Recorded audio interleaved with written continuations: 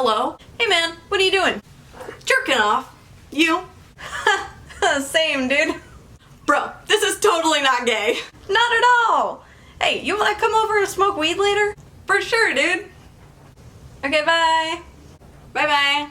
Hello friends, welcome back to another episode of Masturbating on the Phone with Your Friend. Well, today guys, we are going to be talking about possibly one of the cringiest books of all time. You guys might be familiar with the Broadway musical called Be More Chill. If you're not, or if you are and you just haven't read the book yet, oh boy, you guys are in for a treat. Because guys, this book is not just finger licking good, it's belly button licking good. Okay, I'm sorry, but that'll make sense soon. So, for those of you guys who don't know the story, Be More Chill is about this kid named Jeremy here who is such an absolute fucking loser that he swallows a pill that's a computer and it goes into his brain and it's like a voice that tells him what to do and how to be cool. Yeah. So basically this kid Jeremy, he's so lame that he keeps this list of like all the dumb shit that happens to him. It's like a diary but only embarrassing stuff that happens to him at school. Also he's got this problem where his last name is Here, so whenever the teacher calls roll he has to say something lame like present because, you know, his last name is Here. So you can see how this guy's life is going. Dude, worse than my last Craigslist hookup, am I right? But Jeremy, our lovable white boy protagonist, he's also got a sensitive side. And he's totally in love with this girl named Christine, who in the musical is a total badass. But in the book, she's kind of a bitch. Like, no offense to Ned, who wrote this book, but all his female characters kind of suck. But anyway, Christine is this drama girl he's in love with, but of course he's also got a trusty best friend, and that's Michael. And if you're familiar with the musical, you guys know how awesome Michael is, right? He's so sweet, so relatable, funny. Book Michael is a white boy with a fucking afro and so much dandruff that him and Jeremy have competitions where they shake their heads to see who can get the most dandruff to come out. It's gross. And Michael is always dating Asian girls and listening to shitty emo music. So, that's Michael. Now, Jeremy is in the school play, of course, because Christine's in it. If you guys thought Mr. Reyes, the drama teacher, was weird in the musical, allow me to reenact him telling Christine she has a lot of lines in the show. Don't get too excited, Christine. It's a disgusting number of lines. Yes, that's how he talks. And no one thinks it's weird because he's gay. Honestly, guys, I don't know how Be More Chill became one of the gayest fandoms ever because honestly, this is the most like fucking straight white boy shit I've ever seen. So anyway, Jeremy tries to talk to Christine and it's the most awkward shit ever. Then he gets accosted by the school bully Rich, who makes fun of him for being gay, of course. Then he goes home and masturbates. Fucking sick, dude. Then there's this weird part where they're back at school and Jeremy and Michael like sit on the ground in the hallway so they can like look at girls' legs.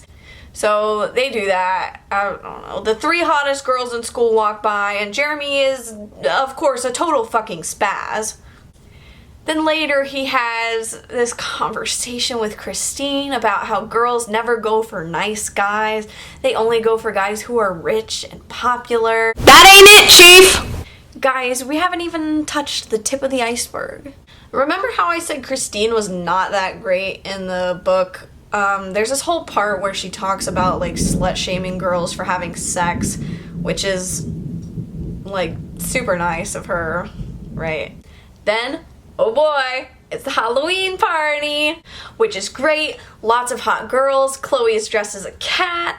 For some reason, Rich, the bully, starts talking to Jeremy, and then just to prove how fucking lit he is, he goes up to this random girl and gets her to start licking his belly button. Which is apparently a thing for him. It's really gross. And then Rich tells Jeremy about this thing called a Squip, which Rich has one, and that's how he became popular. It's this pill-sized supercomputer you swallow, and it, well, implants in your brain and tells you what to do. And this is great for Jeremy, because he's like the worst person ever. And the only thing is, it's $600, which our boy Jeremy doesn't have that kind of money. So what does he do? What any normal person would do. Steals dozens of his aunt's Beanie Babies and sells them on eBay. And of course there's a scene where he's researching them online and his dad walks by and asks if he's gay, because why not? But wait, I almost forgot the best part of the entire book. This weird ass scene that seems to serve no real purpose, but I guess the guy who wrote it just thought this was okay and decided to include it. Jeremy's at home masturbating like you do, and Michael calls him on the phone, so Jeremy does what any sane person would do and picks up the phone and talks to Michael while he's still fucking jerking off. Wow, never thought I'd read that in a book. And then it's never talked about again, like as if this is some totally normal thing to do. Anyway, Jeremy goes to Payless, where the guy who sells Squips is, so he goes to get one, and then his life is fixed. Problem solved. So the Squip comes on. Of course it's the voice of Keanu Reeves, and it starts telling him how to be cool. He's talking to girls, rocking the Eminem merch, who I guess was still popular when this book was written, sassing his mom like all the cool kids do. My dude is on his grind. And then him and Rich cut class to make out with some cute girls. They're like hiding in the bushes. And of course, when Jeremy goes to suck on this girl's boob, she's got an infected nipple piercing. I know I say this a lot about this book, but it's really gross. And then the Squip tells Jeremy never to be mean to girls, unless they're ugly. It also tells him never to play with his testicles through his pants. Is that a thing that guys do? Oh, and we find out that Mr. Reyes only talks like that because he's got a malfunctioning Squip. Obviously, not because he's a homo. So then they're at play rehearsal. The Squip has Jeremy do this weird shit where he like pretends to be a dog and like barks and tries to bite Christine's nose. I don't know. Maybe I'd think that was cute, but Christine is not having it. She's super mad. She tattletales on him to Mr. Reyes, and Mr. Reyes calls Jeremy a young fool. What? You egg? Young fry of treachery? That is Shakespeare, in case you guys didn't know. So Jeremy, our questionable but definitely not gay protagonist, he gets this great idea from the Squip where when the teacher calls roll, he goes, yo, instead of, you know, whatever else he was doing before. Like a cool guy. And he gets invited to a party. So fun fact for you guys who are into the musical, the guy who has the party in the book, Jason Finderman, he's not in the musical, but when I went to see it on Broadway, I was in the first row. Anyway, I was in the first row so I could see the sign-up sheet for the play and his name was on it, so that was cool. Just a fun fact for you guys. Anyway, back to this glorious train wreck of a book. So anyway, Jeremy goes to this party. He actually takes Michael with him in the book, but he immediately abandons Michael to go do ecstasy and fuck Chloe, who he keeps imagining as a cat, like at the Halloween party. I wish you had a tail. Fucking pardon? So just when their sexual shenanigans are beginning, Chloe's boyfriend, who is obviously named Brock, of course, fucking smashes through a window and chases Jeremy out of the room. So Jeremy books it into a bathroom, hides there, and that is where another damn iconic scene takes place. No, it's not Michael in the bathroom. This is Stephanie the hot girl in the bathroom. And she's, cutting herself. Just at least speaking for myself, this scene is so fucking offensive. basically Ned makes it out that this girl is just some hot goth girl who like cuts herself because it's cool and edgy. Dude, she's so quirky. This is like the most like dumbest fucking white boy shit I've ever read. Like a scene out of a bad Wattpad fanfiction. Aren't they pretty? They're like the only beauty in my world, Jeremy says. Weird. Like any normal person would. I know. I'm tragically weird. You see what I mean? Anyway, the party goes on. We find out that Rich named his penis Little Cheesehead. Chloe snorts Ritalin. Michael goes home with some Asian girl. Jeremy finally gets Christine's number. And it's a great night. And then the fucking house gets burned down. In the book, Rich and Jake are like playing with matches and that's how the house burns down. So that's nice, but okay. Big oof.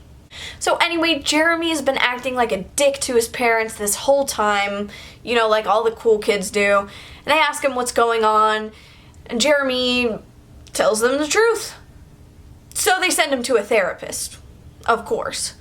But it turns out the therapist also has a Squip, and apparently we find out that when he's got boring clients, he just lets them sit there and talk, and he has a Squip turn on a sexy female voice, and he like sex talks with it. Yeah. Anyway, the whole thrilling conclusion to this disastrous book is the Squip has come up with this great plan for Jeremy to stop everything in the middle of the play, confess his love to Christine, and kiss her. So Jeremy does it, and guess what? Christine is pissed. She is so mad. Jeremy gets kicked out of the play. Basically, his life is ruined. Literally everyone thinks he's an absolute fucking clown. So the Squip is so embarrassed, he decides to commit suicide. He tells Jeremy that to kill a Squip, you have to drink some Mountain Dew Red, which was actually Code Red in the book, but that's not important. But first, he's going to compile all the information of the last couple months, write it out into a book, and that's what this book is. And it is going to be given to Christine to explain to her what happened and hopefully win her back. And that's it. Loser guy everyone hates? Bet. Making light of self-harm? Yep. Sex jokes? Hey, is this Be More Chill or a Shane Dawson video from 2010? But in all seriousness, guys, this book is fucking hilarious and worth a read if you haven't already. And even though it has so many flaws, it did end up inspiring what is, in my opinion, the best musical of all time. So thanks, Ned, for this absolute quality content. And thank you guys so much for watching. Be sure to like and subscribe if you want to see more dank content like this. And I will see you guys in the next video. Bye!